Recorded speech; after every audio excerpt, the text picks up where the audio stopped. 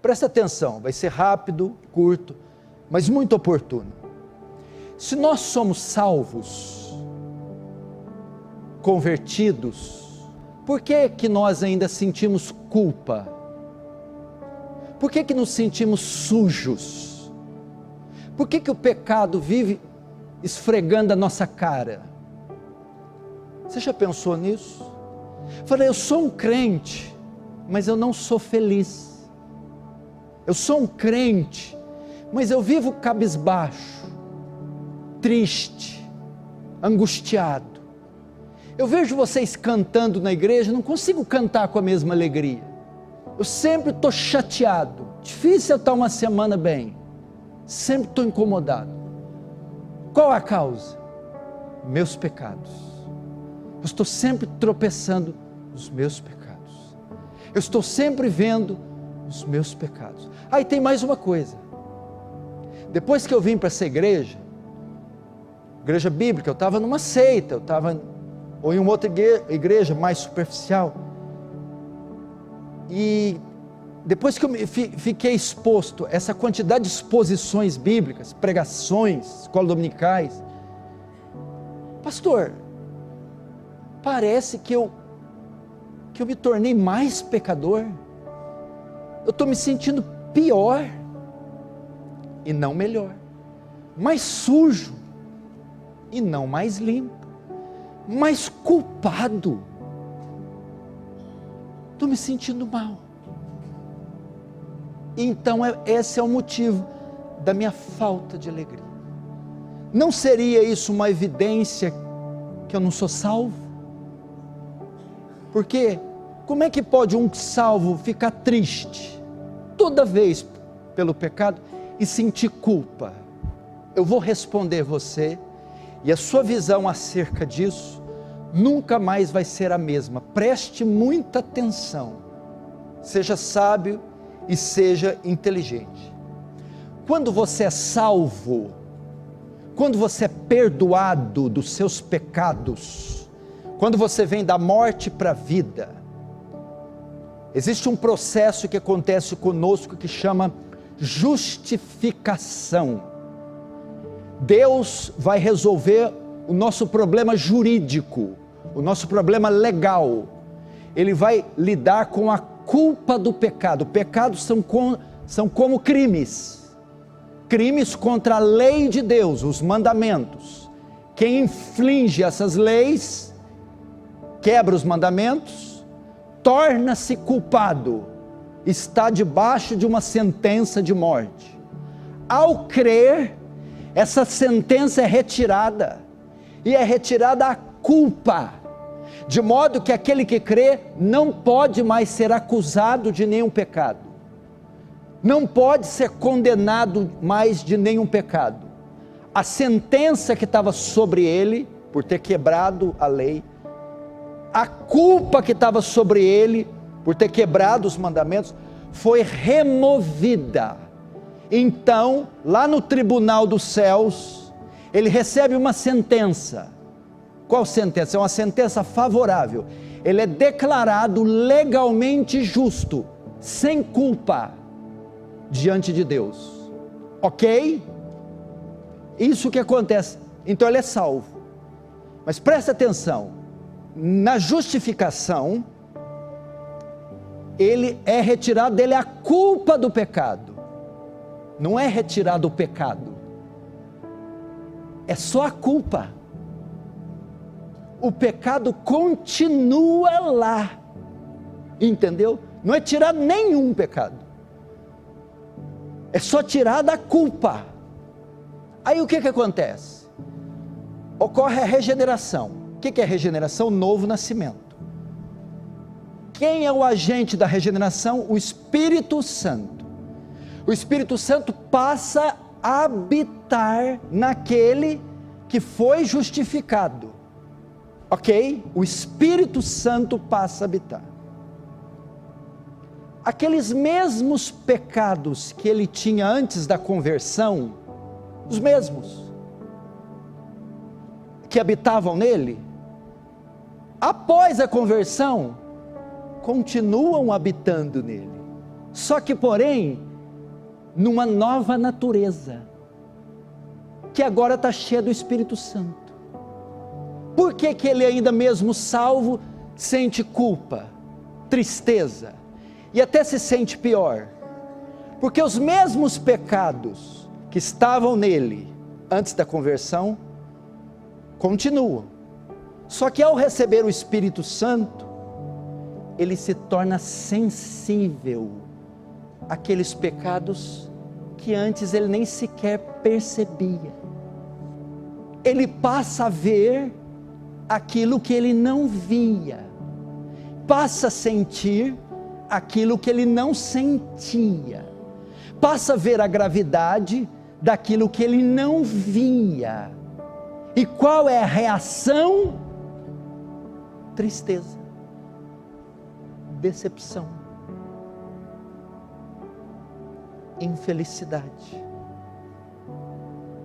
Agora você vai entender, Mateus capítulo 5, não precisa abrir, só olha aqui para mim, eles vão pôr na tela no verso 3, presta atenção, bem-aventurados os que choram, bem-aventurados os que choram, como assim? O que quer dizer bem-aventurado? Bem-aventurado quer dizer felizes, ditosos, plenos, melhor, mais que felizes, tá, felizes os que choram, para ficar melhor é assim, ó, felizes os infelizes. Uai, Jesus ficou doido. Felizes os infelizes. Feliz é quem chora, mas não, feliz é quem ri, Jesus, não, feliz é quem chora, Jesus, feliz é quem ri, não, feliz é quem chora. O que é essa bem-aventurança? Ela é uma característica do salvo. Quando você se converte, instantaneamente você recebe ela, você passa a ser um bem-aventurado e você passa a chorar. Todo salvo verdadeiro recebe nele o choro. Bem-aventurados os que choram. Qual que é choro aqui? Ele é a consequência da primeira bem-aventurança. Bem-aventurados os pobres de espírito, os miseráveis, os pecadores. Agora que sabem que são pecadores, qual é a reação? A segunda bem-aventurança. Eles choram pelos seus próprios pecados. Então o termo correto deveria ser assim, ó, bem-aventurados os que são sensíveis aos seus pecados, bem-aventurados os que olham para dentro de si, veem os pecados e se entristecem. É esse choro, é a tristeza por ver nele seu próprio pecado. Então Jesus está dizendo assim, ó, se você é infeliz por causa dos seus pecados, você é feliz. Felizes os infelizes. Você é infeliz por causa do seu pecado? Então você é feliz. Se você é feliz por causa dos seus pecados, aí você é infeliz.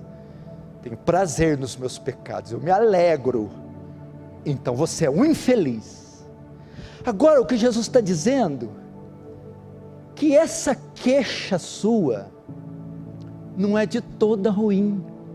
Ao receber a nova natureza, você se tornou sensível àquilo que não via, e por isso chora, lamenta, se queixa. O que é isso? É aquele cara que nunca está satisfeito com a vida espiritual dele. Isso é ruim? Não! É excelente! É aquele que vive pecando e cai em profunda tristeza. Isso é ruim? Não! É excelente! Por quê? Porque ele é um feliz infeliz. Entendeu, seu infeliz? É assim a vida cristã. Falei que você ia dar uma ribada, eu falei. Peraí, o senhor está dizendo que não tem nada de errado comigo? Se você está feliz com seus pecados, tem. Mas se você está jururu, quase entra num quadro depressivo, por causa do pecado, bem-aventurado é você. Felizes os infelizes. E tem mais, o verdadeiro cristão, piedoso, ele sempre estará triste com seus pecados, ele sempre estará incomodado com seus pecados. Por você ter uma ideia,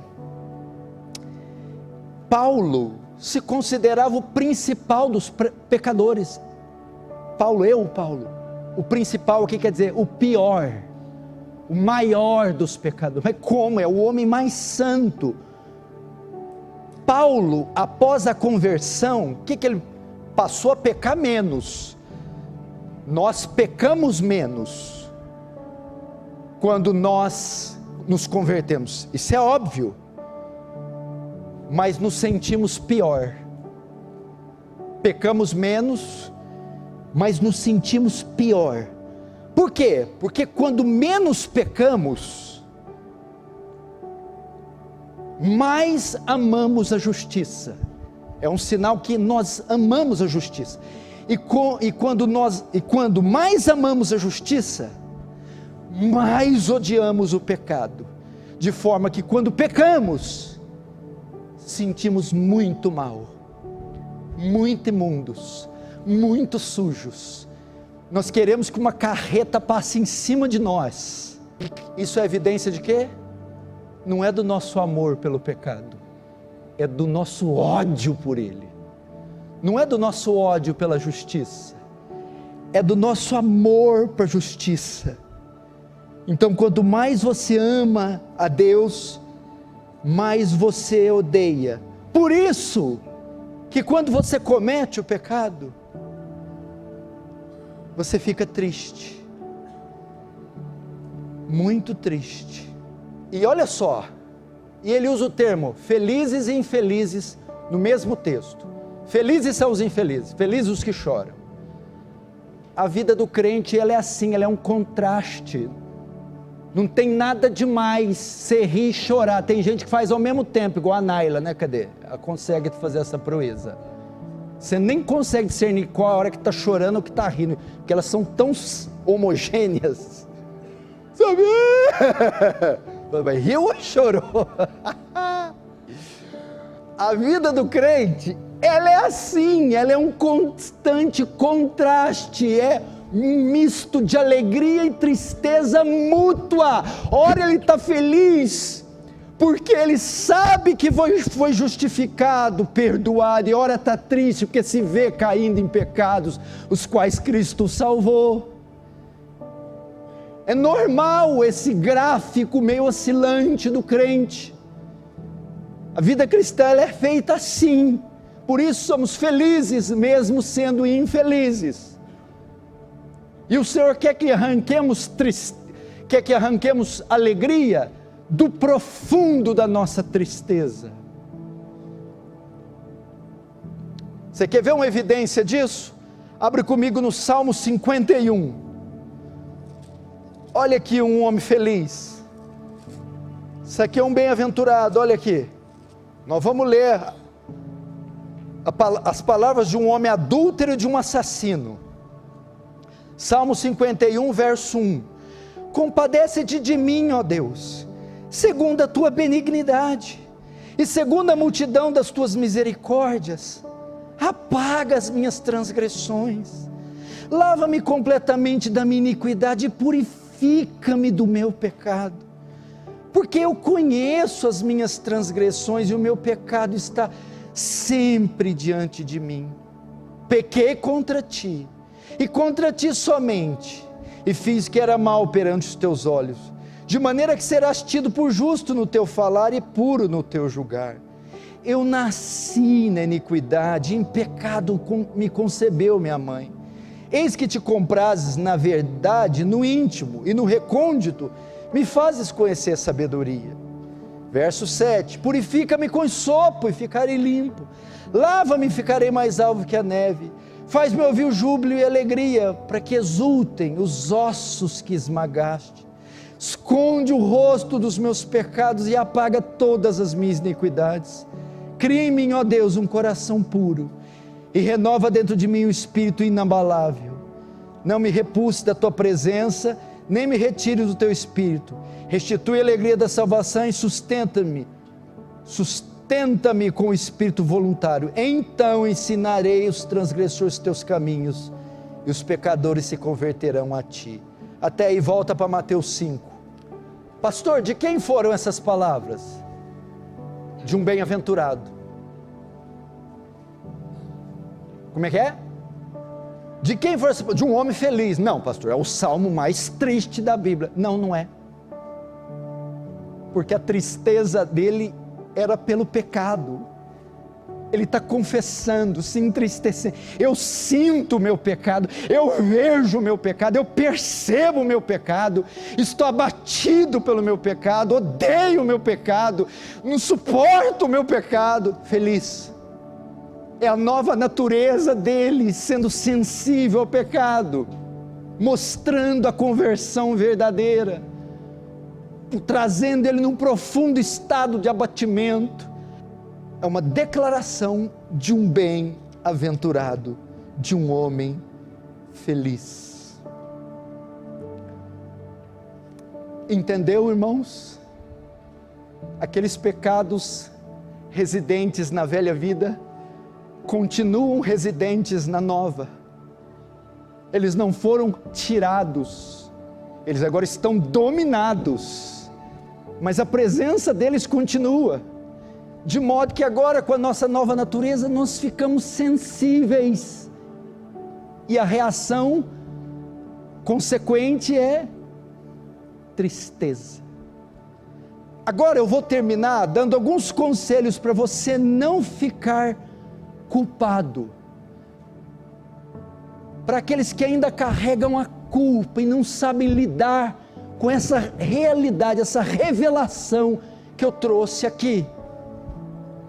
Primeiro, como eu me livro da culpa? Como eu passo a ter alegria, mesmo sendo um pecador perdoado? Primeiro, sentir o peso do pecado e se entristecer por ele é uma prova que você é filho de Deus. Primeiro conselho para você ter paz, alegria e tirar a culpa: sentir o peso pelo pecado e se entristecer por ele não é algo negativo, é positivo, é uma prova que você é filho de Deus. 2 Coríntios 7,10 diz que a tristeza segundo Deus gera arrependimento para a vida. Essa tristeza é boa, essa tristeza gera vida, essa tristeza é uma evidência do Espírito Santo. Segundo conselho, lembre-se de que você já foi perdoado desses pecados que te incomodam, desses, você já foi perdoado. Romanos 8, e agora, nenhuma condenação há para os que estão em Cristo Jesus. Ainda que os seus pecados sejam vermelhos como a escarlata, eu os farei alvos como a neve. Lembre-se, você já foi perdoado. Você foi perdoado dos pecados do passado, dos pecados do presente e até dos que você nem cometeu ainda. Você já foi perdoado. Terceiro, lembre-se que esse perdão baseou-se na graça de Deus e não nos seus méritos.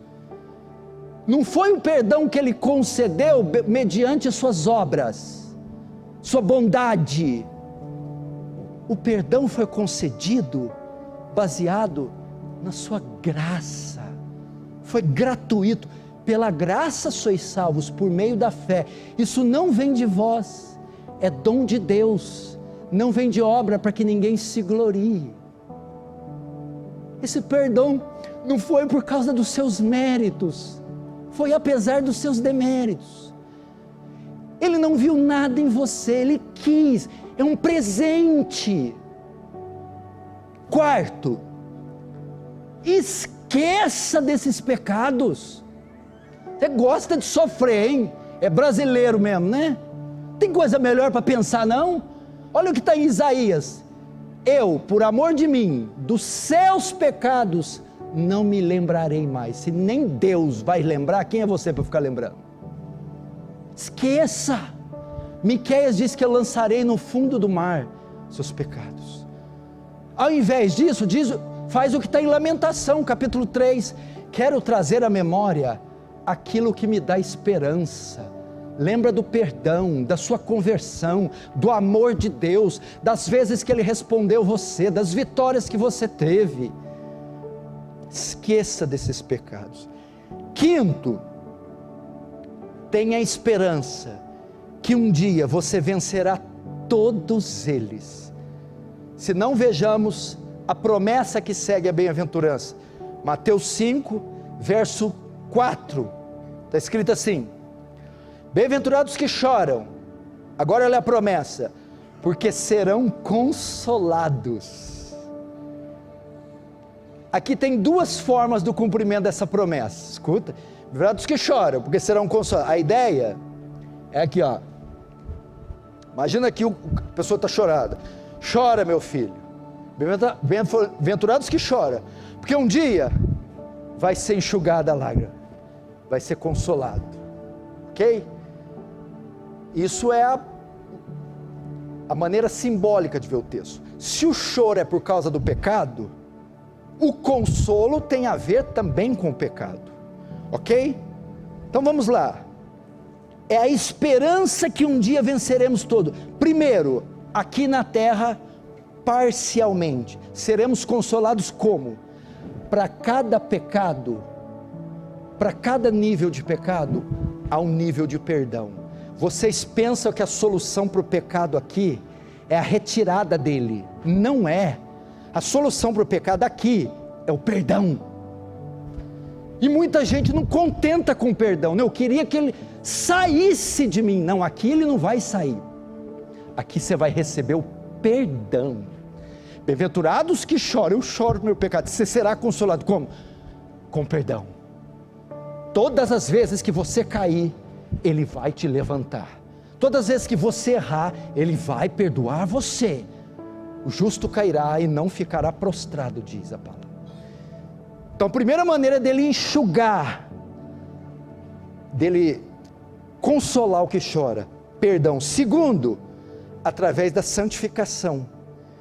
Ele não vai tirar agora, mas Ele vai te dar uma ferramenta, uma vara, para você domar o pecado, para você dar nele e falar, quieto. Santificação. O Espírito Santo vai te dar força para domar o leão. Bem-aventurados que choram, porque serão perdoados dos seus pecados. Melhor, bem-aventurados que choram, porque dominarão os seus pecados. E quando não dominarem e pecarem, serão perdoados deles. Isso aqui na terra. Segunda forma, primeiro serão consolados aqui parcialmente. Segundo, completamente. No céu. Está chorando, cai, vive tropeçando nessa maldição, desse pecado, desse caráter, desse problema. Vai chegar um dia, meu irmão, que isso aí que é corruptível se revestirá da incorruptibilidade. Isso que é mortal se revestirá da imortalidade. Então o pecado não vai ser só domado, ele vai ser extinto, arrancado, dissipado para sempre. E você com novos corpos, novamente, novo coração, nos céus, para nunca mais pecar, nenhuma vez sequer. Você será consolado. Amém? Vai sair daqui triste ou vai sair feliz? Sem culpa. Então, só repetindo: Sentir o peso do pecado é prova que você é filho. Lembre-se que você já foi perdoado desses pecados. Lembre-se que o perdão se baseou na graça e não nos seus méritos. Esqueça desses pecados. E por fim, tenha esperança que você os vencerá. Que vencerá todos eles. Está triste? Tô. Comete o pecado e não sai dando risada? Não, não sou. Não sai. Sou infeliz. Felizes os infelizes. Vou terminar com essa frase. Se você é feliz pelos seus pecados, você é um infeliz. Se você é um infeliz por cometer seus pecados, então, de fato, você é feliz. Feche os olhos, curva a cabeça.